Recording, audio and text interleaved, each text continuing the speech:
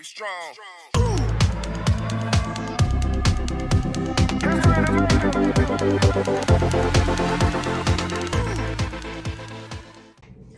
Go from there. So what were the things we wanted to discuss a little bit more of? Anything?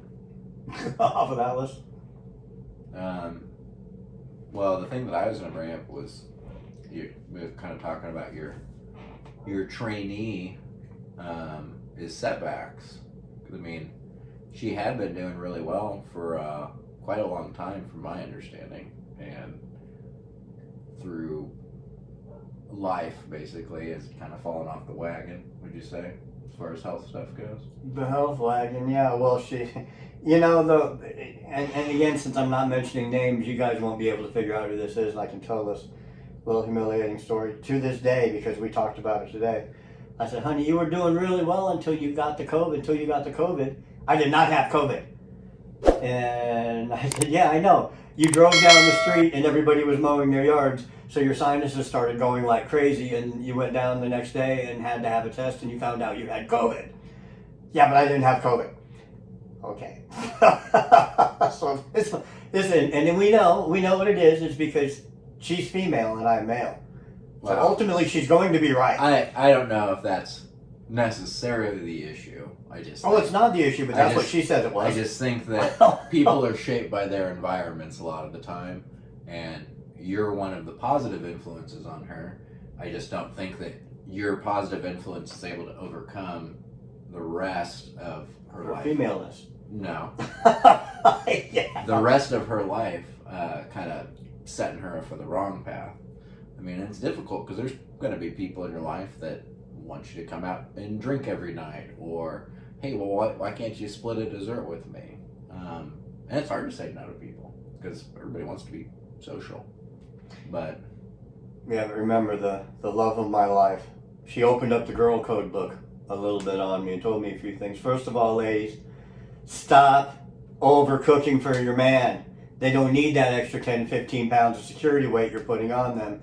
And gentlemen, here's the tip. And I've run this by numerous women that kind of giggle and look down and go, oh, you know about that?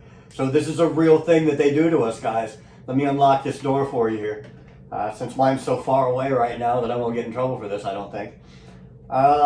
What she told me was, I was patting my belly at my 200 pounds, and I'm only about 5'7", 5'8" at best. And I look fat. And she says, no, you look happy, and gives me this big hug. And then it dawned on me, no, I look fat. She's the one that's happy because I look fat. I'm off the market, and she can relax a little bit and not have to work as hard to stay in shape. Okay, so that's one thing on the girl code. The other thing she taught me is, as a man, genetically, I'm not capable of telling her what to do. I can always make a suggestion and say, what do you think, babe? And then she tells me what to do. Me being a personal trainer, it's very difficult because I tell people what to do all day long, and she does in her job as well, plus she's the female. And she has admitted to me that if you really want this to work, you will discuss this with me and make a suggestion and let me make the decision that you want to make anyways. Just don't say it to me. So that's another thing. That's Jenny. As soon as I whipped that out on Jenny, she started giggling and laughing, and she says, yeah, I have to be right. And I said, I know. It has to be your decision. You have to be right no matter how wrong I point out that you are. And that's not every woman now, but the ones that go by the book. So yeah, it is definitely more male-female than the environment with her in particular. Knowing about that. Well, again, rabbit trail, setbacks. I even have one myself right now because my diet, just to be upfront, has been really bad for like the last 3 to 4 weeks. Trying to give myself a little slack here. But a big part of that is I've got 30 other things going on in my life, just like you probably do.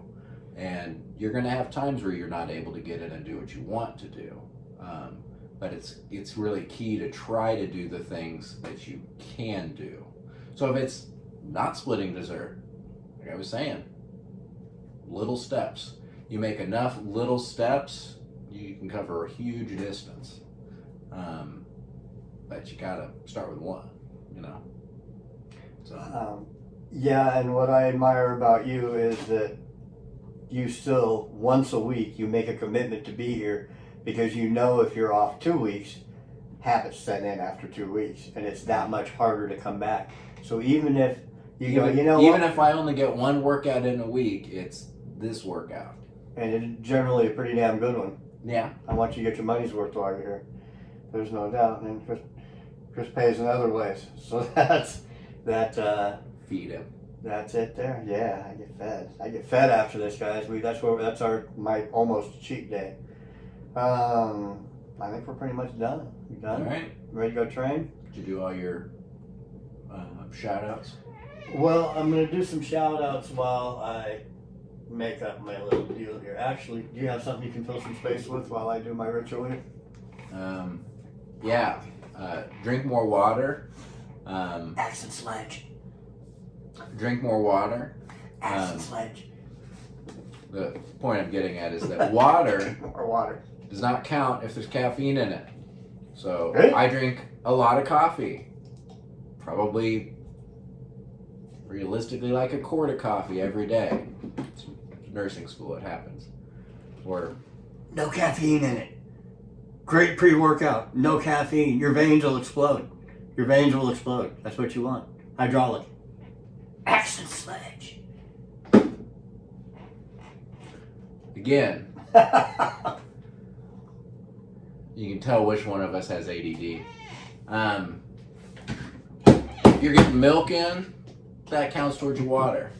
But get more water of any sort, just not with caffeine in it. Yeah, it's all water. If I drink a quart of milk a day, does that not count towards my water total? That's my vote.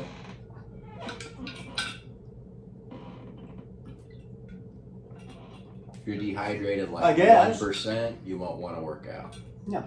So be hydrated. No. And if you guys didn't watch the first one of these, shame on you for skipping episodes. Binge watch. It's not binge watchable, but binge watch anyways. I said full disclosure in here.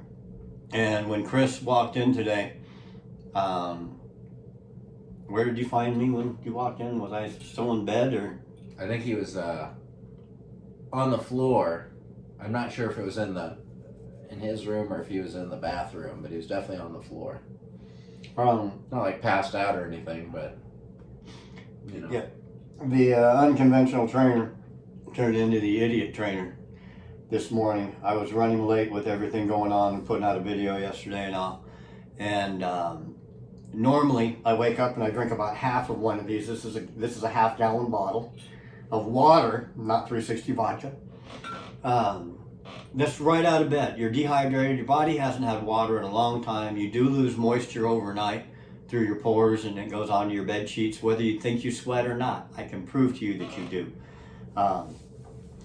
So you're losing water all night long. I always like to first thing in the morning get a head start to make sure I get my gallon in and get half one of these down before I put an egg in the pan or a protein waffle in the grill.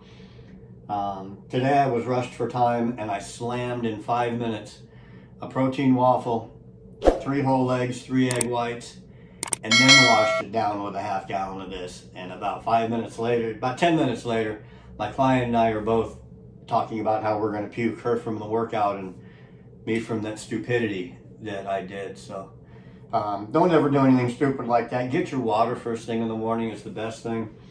Before you have any food in your system, get a good start on that. Then I told him if he passes out like that again, we're going to get him a life alert. So all of this perkiness and peppiness, as soon as the camera goes off, it's all going to go away. And I'm going to go right back to food like I should. All I've eaten today is a couple bites of rice after that breakfast. Did not throw anything up, but I've got a half gallon of water stuck in me that refuses to come out, not through any hole in my body except my forehead and with sweat. And mindful exercise. The reason I say that, yeah, there could be a whole lot of you doing stuff and me pointing and directing, so this might be a little bit of a different video. You get eye candy instead of old hard candy this time around. Better than the point and laugh videos. Yeah. And lastly, yeah, the dedications. I like to do those every once in a while, and this one's kind of special because it's for the three ladies in my life right now. That's right, I got three, and none of them are the clients. Get your head out of that. One of them is my little baby sister. One of them is my mother, who Mary has nicknamed the unconventional mother. The unconventional mom, I'm sorry, the unconventional mom. So that's, Mom, that's it. That's what you're stuck with name-wise from here on in. You're now known as the unconventional mom around here. And, of course, the lovely Miss Mary, who's been away for a while, family and business, and still love you, and I still promise to never let go. So there we go. You ready? As I'll ever be. Let's go down and do this. Be strong. Be